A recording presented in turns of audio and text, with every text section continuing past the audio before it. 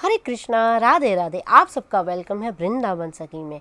तो फ्रेंड्स, आज हम इस विषय में बात करेंगे कि लड्डू गोपाल जी को भोग में जो हम तुलसी देते हैं, उस तुलसी का बाद में हम क्या करें। तो वीडियो आप एंड तक अवश्य देखिएगा। तो फ्रेंड्स, जैसे कि आप लोग जानते हैं, गोपाल जी की हम सेवा करते हैं, तो सेवाएं सब प्रकार की होती हैं।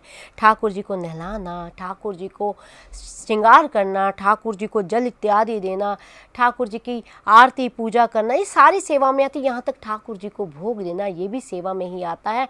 तो जो भक्त होता है वो प्रयास करता है अपने ठाकुर जी को रिझाने का, अपने ठाकुर जी को सजाने का, अपने ठाकुर जी को लाड लड़ाता है कि एन केन प्रकार जो हमारे प्यारे हैं वो प्रसन्न हो जाएं और हमें अपना लें, क्योंकि हम तो ठाकुर जी से प्रेम करते हैं और ठाकुर जी भी हमें प्रेम करें। सबसे पहले बात तो मैं आपसे ये कहना चाहूँगी कि ये बात तो आप पक्का जान लीजिए कि ठाकुर जी ने आपको अपनाया है, इसीलिए आप भक्ति कर रहे हैं।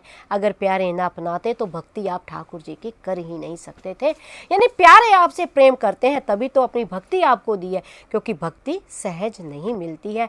कहते हैं ना, बिन भाग्य मिले नहीं नटवर नंद किशोर, यानी बिना भाग्य के ठाकुर जी नहीं मिलते हैं।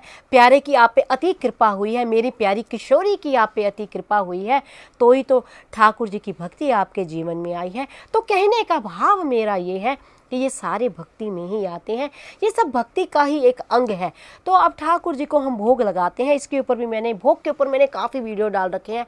आप जाके मेरे चैनल पे देख सकते हैं कि भोग किस तरह बनाएं, भोग किस तरह लगाएं, भोग कितनी देर सामने रखें, या इत्यादि इत्यादि इत्यादि। मैंने काफ़ी भोग के ऊपर, भोग बनाने का तरीका क्या है, ये मैंने काफ़ी वीडियो बना रखे हैं, आप मेरे चैनल पर जाके देख सकते हैं। तो अब प्रश्न ये उठता है कि गोपाल जी को हम भोग लगाते हैं, भोग लगाने के बाद जो भोग प्रसादी होती है, क्योंकि प्यारे के को जो भोग लगा हमारे लिए वो प्रसाद है, तो जो भोग प्रसादी प्यारे की होती है उसको तो हम ग्रहण कर लेते हैं, अपने परिवार में बांट देते हैं। अपने बने हुए जो भोजन, देखो जब ठाकुर जी को भोग हम भोजन बनाते हैं, ठाकुर जी को लगाते हैं तो भोग लग जाता है, बन जाता है वो भोग। और जब ठाकुर जी उस भोग को पा लेते हैं तो बन जाता है वो प्रसाद। यानी इतना अंतर आप जाने कि क्या अंतर है तीनों चीज़ों में। पहले खाना होता है, फिर बनता है वो भोग। जब प्यारे पा लेते हैं तो बन जाता है प्रसाद। तो वो प्रसाद, हम उस प्रसाद को तो ग्रहण कर लेते हैं, लेकिन उसके अंदर जो तुलसी दल होता है, उस तुलसी दल का हम क्या करें।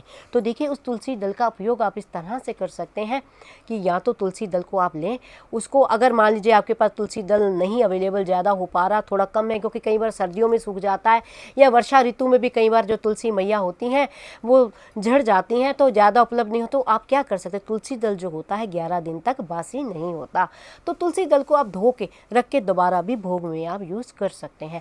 अगर मान लीजिए तुलसी आपके पास बहुत है, फिर तो कोई चिंता का विषय ही नहीं है।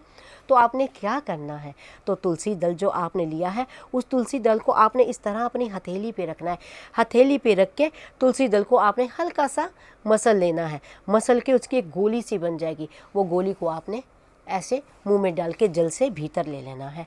और एक बात का विशेष ध्यान रखें, जो आपने ज़्यादा ध्यान देना है कि तुलसी को कभी भी चबा के नहीं खाना है, यानी दांतों से नहीं काटना है, क्योंकि तुलसी मैया है, तुलसी पूजनी है, तो इसको कभी भी चबा के नहीं खाते हैं। तुलसी को आप निगल सकते हैं, या फिर जिस जल को आप सारा दिन पीते हैं तो कहीं स्टोर करके रखते होंगे, किसी कैंपर में, किसी भी बॉटल्स में, तो आप चाहें तो तुलसी उसमें भी आप डाल सकते हैं। वो तुलसी जल, वो जो जितना जल है आपका, ठाकुर जी की प्रसादी हो जाएगी। तो तुलसी मैया उसमें विराजमान है। और आप लोग जानते हैं तुलसी का तो आयुर्वेद में भी बहुत वर्णन आता है, कितने भीतर से जो तुलसी है कितने रोगों का नाश करती है। देखिए, हमारा तन भी पवित्र करती है, हमारी आत्मा भी पवित्र करती है, हमारी वाणी को भी पवित्र करती है तुलसी। तो तुलसी, देखिए तुलसी की लकड़ी तक आप देख रहे हैं, इस तरह जैसे मैंने माला धारण की है, तुलसी की जो सूखी हुई लकड़ी है ना, वो भी बड़ी ही पवित्र है। तो आप उस जल में डाल के उस जल को भी आप ग्रहण कर सकते हैं। तो इस तरह तुलसी का आप उपयोग कर सकते हैं। तो आपने इसी तरह से तुलसी का उपयोग करना है। तो आई होप आपको पता लग गया होगा कि भोग में रखी हुई तुलसी का बाद में हम क्या करें। फिर भी अगर आपके मन में कोई प्रश्न, कोई क्वेश्चन, कोई क्वेरी हो तो मुझे आप कमेंट बॉक्स में लिखिए, मैं प्रयास करूंगी आपके प्रश्नों का उत्तर देने का। और अगर आपको ये वीडियो अच्छा लगा हो, वीडियो को लाइक, शेयर, सब्सक्राइब करना ना भूलें। हरे कृष्णा, राधे राधे।